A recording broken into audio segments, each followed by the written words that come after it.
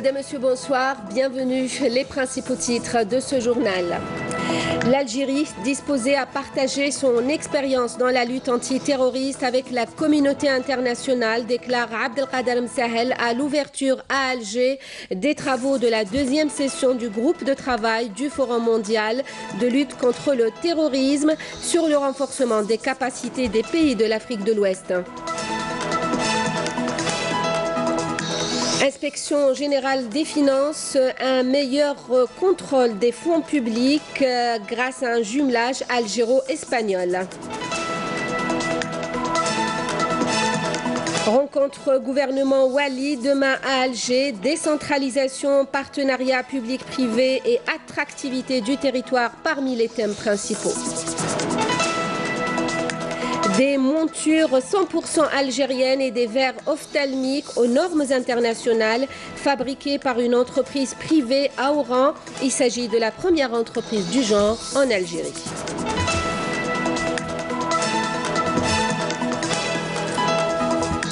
Début donc aujourd'hui à Alger des travaux de la deuxième réunion plénière du groupe de travail du Forum mondial de lutte contre le terrorisme sur le renforcement des capacités des pays de l'Afrique de l'Ouest et d'un atelier sur la coopération policière. La réunion qui s'inscrit dans le cadre des activités du GCTF dont l'Algérie est membre fondateur est coprésidée par le ministre des Affaires étrangères Abdelkader Msahel et le Canadien David Drake, conseiller spécial contre le terrorisme et le crime organisé et des renseignements auprès du ministère canadien des Affaires étrangères. Nakhla Al-Arbi. Le ministre des Affaires étrangères a rappelé à l'ouverture des travaux les efforts déployés par l'Algérie pour garantir la paix et la sécurité sur son territoire propre, mais également sur ses frontières, ajoutant que l'Algérie ne ménage aucun effort pour partager avec l'ensemble des pays de la région et de la communauté internationale son expérience dans le cadre de programmes de coopération bilatéraux, régionaux et internationaux. Expérience mise en œuvre à l'initiative et sous la conduite du président de la République Abdelaziz Bouteflika et qui a permis au pays de retrouver la paix et la stabilité, de renforcer sa cohésion nationale et de favoriser le vivre ensemble en paix. Depuis la dernière réunion du groupe de travail qui s'est tenu à Alger, la lutte commune contre le fléau du terrorisme violent a connu une avancée remarquable à la faveur des efforts déployés pour atteindre ces objectifs par nos pays respectifs, qu'au niveau des cadres régionaux et multinationaux de coopération, comme le Forum mondial contre le terrorisme ou l'Union africaine. La connaissance du mal terroriste et extrémiste s'est améliorée en dépit de la remarquable capacité de mutation et d'innovation de celui-ci.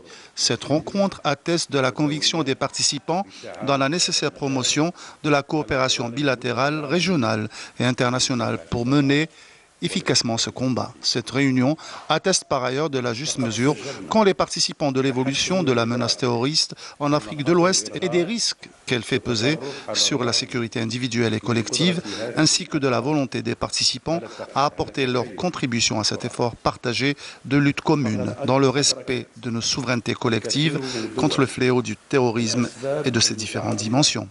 Abdelkader Msahel a en outre souligné que de plus en plus de pays perçoivent les causes multiformes et les effets néfastes de la radicalisation et de l'extrémisme violent et y réagissent par la mise en place de plans nationaux et de législation pour contrer ces fléaux. Le chef de la diplomatie algérienne a rappelé l'intérêt d'améliorer la coopération transfrontalière et la sécurisation des frontières, notamment à travers le développement de la coopération sécuritaire ainsi que la lutte contre le processus de radicalisation dans lesquels les groupes terroristes investissent beaucoup. Ces défis concernent, ajoute-t-il, la juste valorisation du rôle de la femme dans la lutte contre les fléaux du terrorisme et de l'extrémisme violent. Activité parlementaire, le bureau du Conseil de l'Assemblée populaire nationale s'est réuni aujourd'hui sous la présidence de Mouad Bouchareb, le président de l'Assemblée. Il a été question des ajustements proposés concernant le projet de règlement intérieur de l'APN. Le bureau a également étudié les propositions suggérées par un membre de la commission parlementaire relative à la constitution de groupes d'information et de prospection auprès de certaines entreprises et wilayas, ainsi que l'organisation de la journée parlementaire à l'occasion de la journée sur la proclamation des droits de l'homme.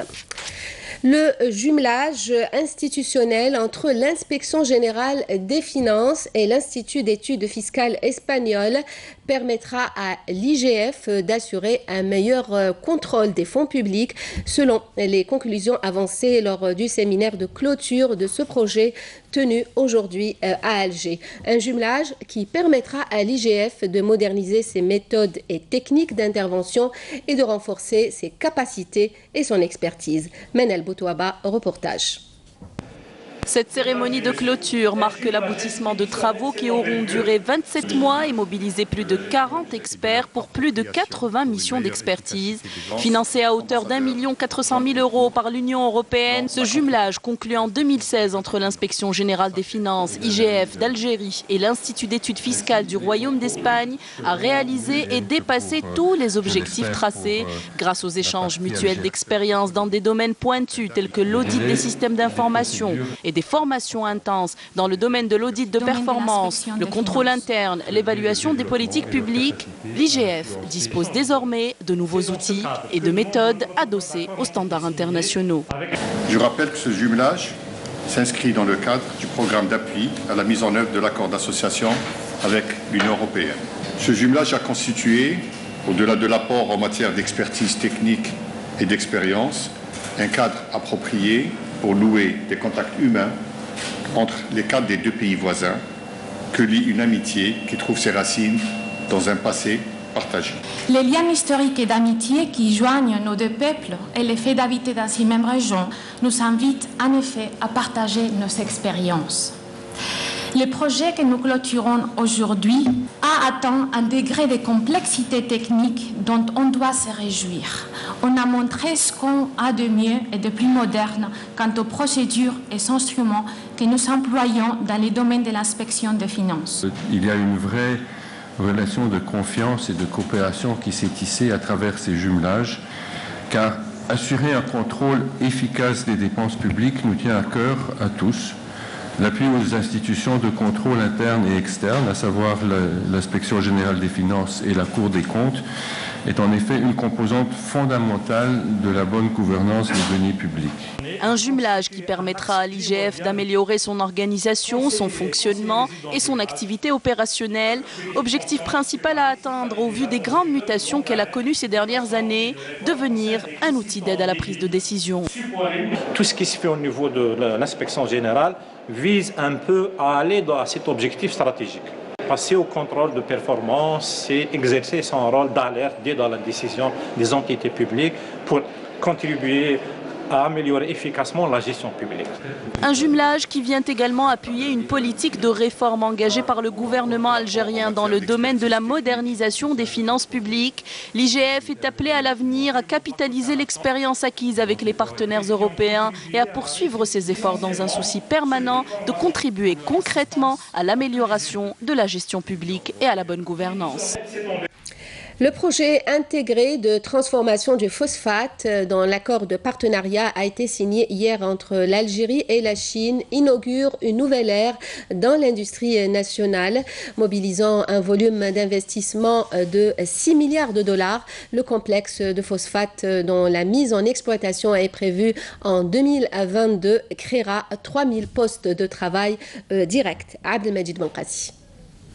Diversifier l'économie du pays avec l'exploitation d'autres secteurs, notamment miniers avec la production du phosphate, produire des engrais pour l'agriculture qui est un secteur prioritaire et ne plus dépendre de l'importation, et enfin créer de l'emploi dans cette grande région de l'Est algérien qui comprend les wilayas de Tébessa, Sougaras, Skikda et Annaba.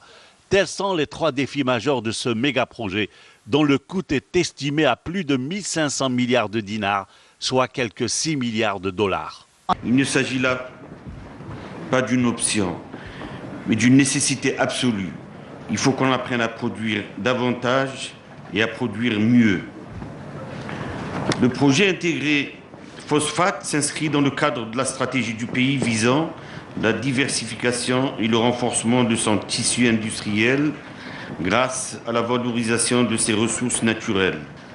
Ce projet n'est pas le projet d'une personne, n'est pas le projet d'une wilaya, n'est pas le projet d'un ministère. Il s'agit d'un projet structurant, fédérateur, qui permettra de créer des milliers d'emplois. Un projet gigantesque dont les retombées socio-économiques ne sont plus à démontrer. C'est le plus grand investissement réalisé en Algérie durant cette dernière décennie.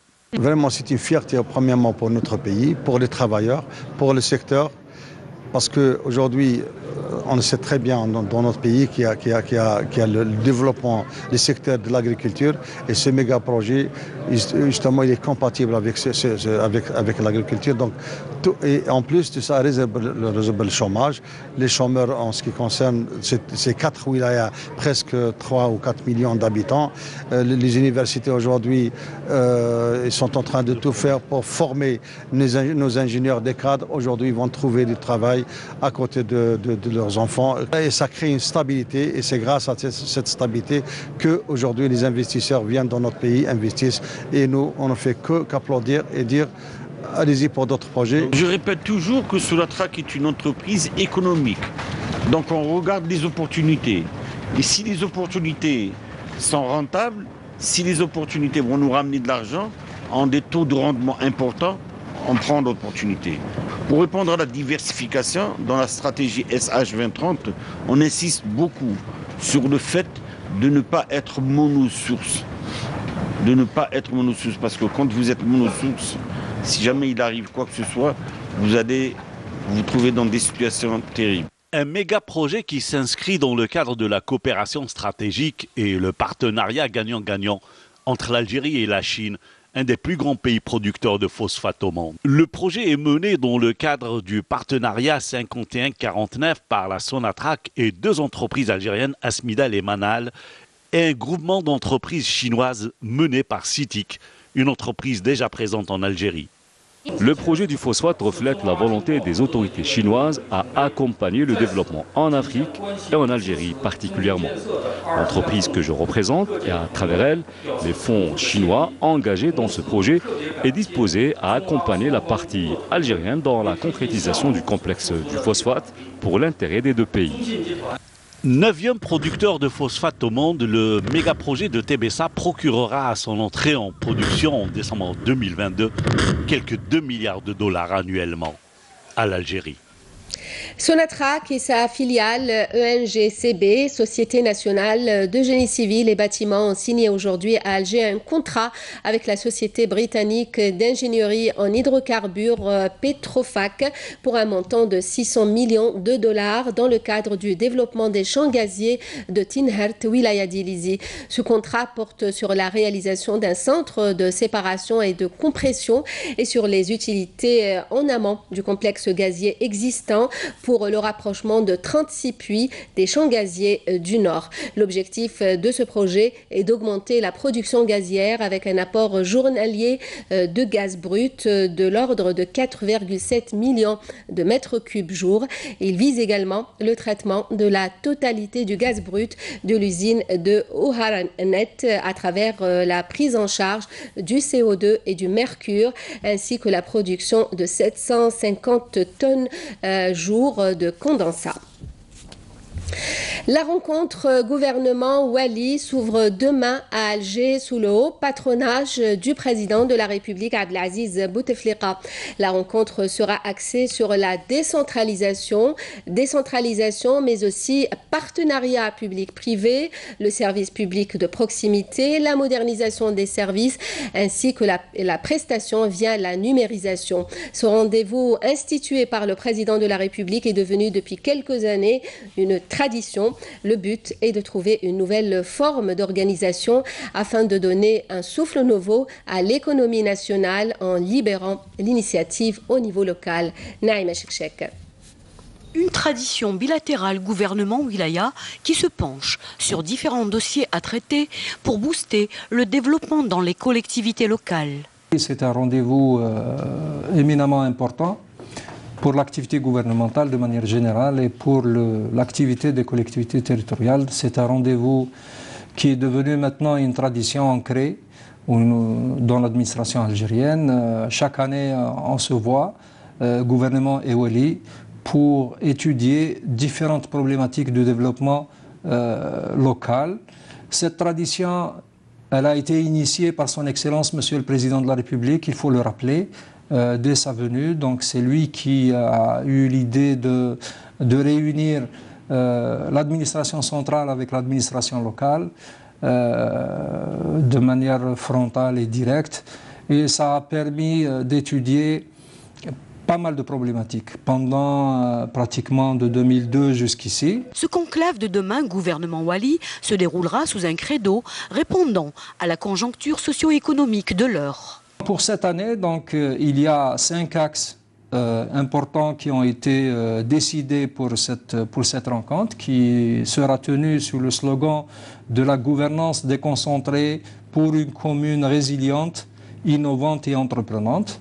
Donc le premier, il concerne le renforcement des mécanismes de la décentralisation et de la déconcentration, ce qui va permettre l'amélioration de l'environnement des affaires et aussi alléger les procédures qui sont applicables soit pour des prestations de services publics ou bien pour des prestations à vocation économique au profit de nos opérateurs. L'attractivité des territoires et leurs spécificités est également parmi les axes qui seront discutés demain, l'objectif étant de promouvoir davantage encore l'action économique dans le pays. Et à propos justement de la numérisation des prestations, après les wilayas de l'Arwat et d'Alger, Oran vient de bénéficier du guichet numérique, un système qui permettra d'alléger les procédures administratives aux citoyens. Nesrine Ben Saïdi. Les habitants de la wilaya d'Oran peuvent désormais déposer leur demande de documents biométriques grâce à la mise en service du guichet électronique sécurisé. L'objectif général de ce projet est d'alléger au maximum les procédures aux citoyens pour l'obtention des documents administratifs. Si nous avons choisi la wilaya d'Oran, c'est parce qu'elle dispose de plusieurs communes déléguées, à savoir la commune déléguée d'El Menzeh, Bouamama et El Atmaniya. Nos ingénieurs vont bénéficier d'une formation. Un système développé par des compétences algériennes qui se base essentiellement sur le réseau et qui nécessite la formation des agents sur les modalités de ce nouveau guichet. Nous comptons former tous nos agents pour la manipulation de ce système. Après cela, la wilaya va se charger de former toutes les communes. Passeport, il gibe tout un dossier. Donc avec le guichet électronique, c'est une facilité extrême pour le citoyen. D'autres projets sont prévus dans le cadre de la numérisation de l'administration, à savoir le remplacement de la carte grise par un document biométrique vers 2019 et la délivrance d'un livret de famille biométrique vers 2020. L'ouverture en août dernier du poste frontalier algéro-mauritanien à Tindouf a apporté une nouvelle dynamique économique dans la région. En l'espace de quelques mois, plusieurs investisseurs ont déjà fait des propositions de réalisation d'unités de transformation ou de logistique. Bouchra Bouali. Depuis son ouverture en août dernier, le nouveau poste frontalier de Tindouf, Mustafa Ben Boulrid, a favorisé les échanges commerciaux entre l'Algérie et la Mauritanie.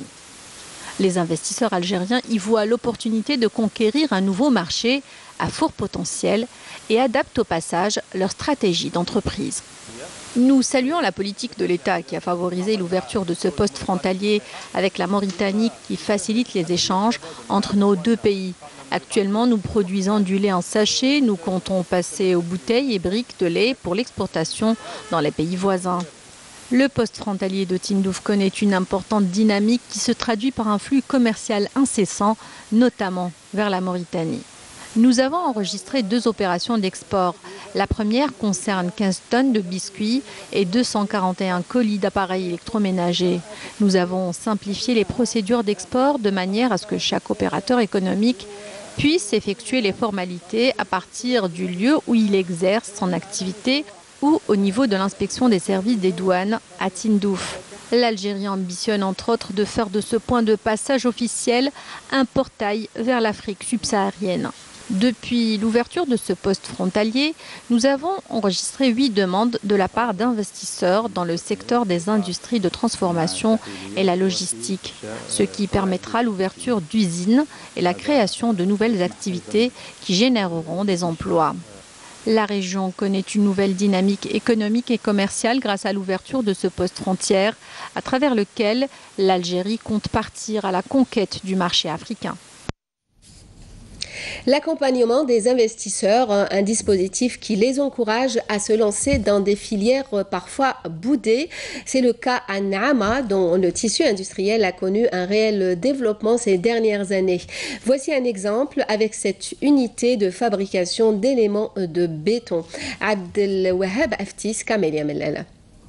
C'est une usine spécialisée dans la production d'éléments de béton, une usine qui a réussi à doubler sa production en investissant dans un matériel de pointe très performant qui a permis d'atteindre une production quotidienne de 2000 unités, de quoi satisfaire la demande sans cesse croissante sur ces matériaux de construction. Les frères Ikhwa Saadi est une entreprise familiale. Nous avons plusieurs investissements dans la wilaya de Naama. Cette entreprise comprend de nombreuses unités, la première spécialisée dans la production de la pierre et de sable et une autre dans l'élément de béton destiné au secteur du bâtiment. Ces unités génèrent ainsi près de 5000 emplois. Aujourd'hui, nous avons la capacité de couvrir les besoins de cette wilaya. En effet, ces jeunes responsables, et après avoir bénéficié de l'aide et de l'accompagnement des autorités locales, ont réussi à percer dans cette activité et développer ainsi le travail de l'entreprise. C'est un terrain en cadre de CalPRF. وقفوا معنا كاع السلطات وعاونونا ويكثر خيرهم وراهم واقفين معنا والحمد لله. Dès le dépôt de notre dossier en 2015, nous avons eu l'accord facile de la part des autorités pour bénéficier d'un lot de terrain. Et après, les autorités concernées nous ont vraiment facilité la tâche pour tout ce qui suit la concrétisation du projet. Ces pôles économiques d'investissement marquent le début de la relance du secteur industriel dans la région, ce qui permettra de répondre aux besoins du marché national. Parlons à présent des lunettes contrefaites. Beaucoup sont tentés de les acheter vu leur prix, mais ces lunettes présentent un risque certain. Les matériaux utilisés dans leur fabrication peuvent provoquer des allergies et autres soucis pour la santé. Le reportage de Souhila Harariya sur un commentaire de Abdelhalimi Aïch. En raison d'une méconnaissance liée au danger que peuvent représenter les lunettes de contrefaçon, certaines personnes se laissent tenter par ces produits douteux vendus à même le sol qui peuvent engendrer de graves complications. J'étais chez l'ophtalmologue, il m'a prescrit 2 paires de lunettes. Je cherche des montures solides et pas chères. Je les achète 300 dinars et je change les verres chez un opticien qui me les façonne à ma correction. Les spécialistes du secteur préviennent contre l'achat et l'utilisation de ce type de montures contrefaites qui ne répondent à aucune norme. Maintenant, il y a moins d'achats de ce type de produit. Les consommateurs savent qu'il y a des risques. La monture risque de provoquer des allergies et le verre n'est pas traité. Il vaut mieux consulter un opticien professionnel. Le TR90, un matériau d'origine phénolique, le pétrole, une grande allergie. L'allergie, le porteur, les branches. Des verres importés sont vendus et ne répondent à aucune norme, ce qui va constituer un danger pour les yeux des utilisateurs. Les professionnels du secteur doivent sensibiliser les citoyens sur ce type de danger. Parmi les mesures prises pour contrer ce phénomène, la Caisse nationale d'assurance sociale couvre depuis 2018 l'achat des montures à hauteur de 5000 dinars pour les personnes de 5 à 21 ans et dont le revenu des parents ne dépasse pas les 40 000 dinars. Et sachez que des montures 100% algériennes sont fabriquées par une entreprise privée implantée à Oran. L'entreprise première du genre en Algérie connaît un véritable succès auprès des opticiens, pas seulement de l'ouest du pays, mais aussi de toute l'Algérie. Et pour cause, cette unité fabrique des verres ophtalmiques aux normes internationales. Karim Haïfa. Implantée dans la zone industrielle de Hassi Amr, près d'Oran, cette entreprise première du genre en Algérie fabrique des verres ophtalmiques avec des normes internationales grâce à ses 50 employés entre agents de maîtrise et cadres qualifiés. Les verres qu'on fabrique ici sont des verres ophtalmiques de qualité supérieure. Au début, l'ophtalmologiste prescrit une ordonnance pour son patient, une ordonnance qui se retrouve après chez l'opticien. Ce dernier prend toutes les mesures et les paramètres des verres et nous les envoie par Internet.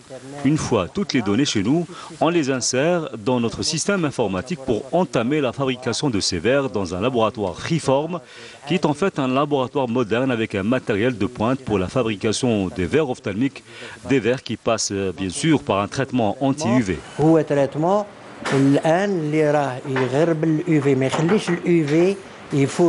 Grâce à une équipe pluridisciplinaire de très haut niveau, une main-d'œuvre hautement qualifiée, l'entreprise a lancé une nouvelle unité pour la fabrication de 1000 montures par jour, des montures 100% algériennes.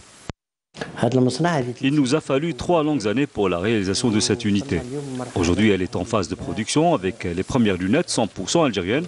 Nous avons 3 marques avec un matériau qui respecte la nature, l'acétate de cellulose, un matériau d'origine végétale issu de l'alpha et du coton. Sans oublier que ces montures hypoallergéniques sont fabriquées par des mains algériennes grâce à des artisans qu'on a sollicités auprès des centres de formation professionnelle pour former notre main-d'œuvre. Nous sommes formés par des experts chinois grâce auxquels nous comptons acquérir de l'expérience. Sinal voudrait entrer dans la cour des grands en se lançant un défi, celui de devenir leader du marché algérien des lunettes de vue d'ici 2025. Un défi qui suscite l'admiration des experts en la matière, puisqu'aujourd'hui, plus de 80% des lunettes vendues en Algérie sont fabriquées à l'étranger. Un défi que cette entreprise compte relever sans aucune aide des pouvoirs publics. Une convention de coopération a été signée aujourd'hui entre le ministère de l'Éducation nationale et l'ambassade d'Allemagne à Alger visant à renforcer la coopération notamment en matière d'enseignement de la langue allemande. Pour Nouria Benrabrit, cela se fera à travers l'organisation de sessions de formation au profit des formateurs et des élèves selon la méthodologie appropriée pour apprendre cette langue, outre l'octroi de bourses aux professeurs afin de bénéficier de stages en Allemagne. Lutte antiterroriste, 4 éléments de soutien au groupe terroriste ont été arrêtés hier à Mila, annonce le ministère de la Défense nationale. Ils ont été arrêtés par un détachement combiné de l'armée nationale populaire. Par ailleurs, un autre détachement de l'ANP a découvert et détruit lors d'une opération de fouille et de ratissage à Annaba 14 bombes de confection artisanale, précise le communiqué du MDN. Et pour terminer ce journal, voici une immersion dans la forêt de Tamentout avec ses différentes variétés de chênes. La forêt située dans la région de Sétif est un biotope de portée internationale. Voici un extrait du documentaire de Rahim Abdelaziz dont l'intégralité sera bientôt diffusée sur notre chaîne Canal Algérie. Sétif s'étend la vaste forêt de chênes de Tamentout. Les chênes zen et afares perdent leurs feuilles. Ce sont des espèces à feuilles caduques. Ce sont aussi des espèces qui affectionnent les hautes altitudes ainsi que l'humidité. Dans les bas étages règne le chêne liège et ses sous-bois. Le chêne liège est une espèce à feuilles persistantes.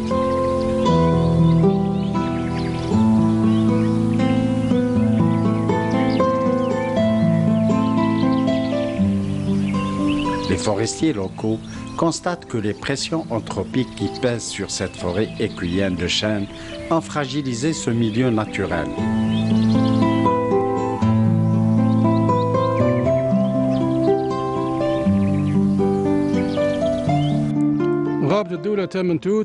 La forêt domaniale de Tamentout est le prolongement naturel de la chaîne des Babor. Elle s'étend sur 3173 hectares. Elle est située à l'extrémité nord-est de Sétif, à 80 km du chef-lieu de Wilaya et à une trentaine de kilomètres à vol d'oiseau des côtes méditerranéennes.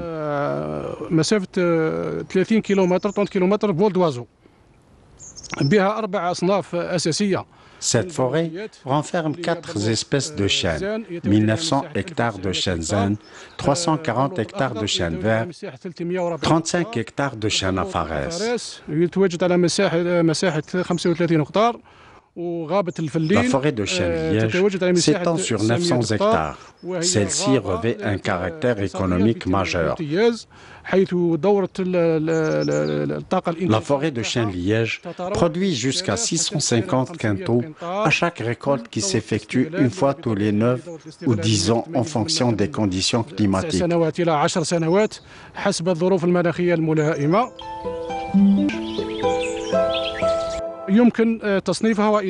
Cette forêt fait partie intégrante de la réserve naturelle des Babor grâce à sa riche biodiversité floristique, notamment les plantes médicinales existantes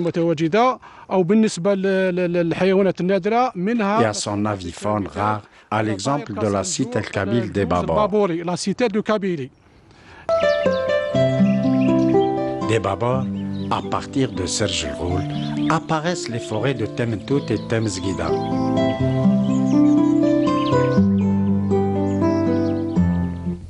Le rappel des titres à la fin de ce journal.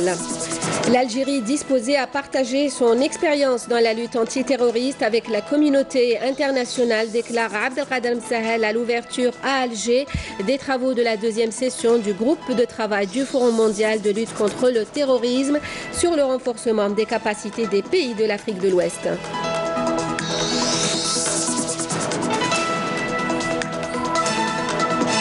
Inspection générale des finances, un meilleur contrôle des fonds publics grâce à un jumelage algéro-espagnol.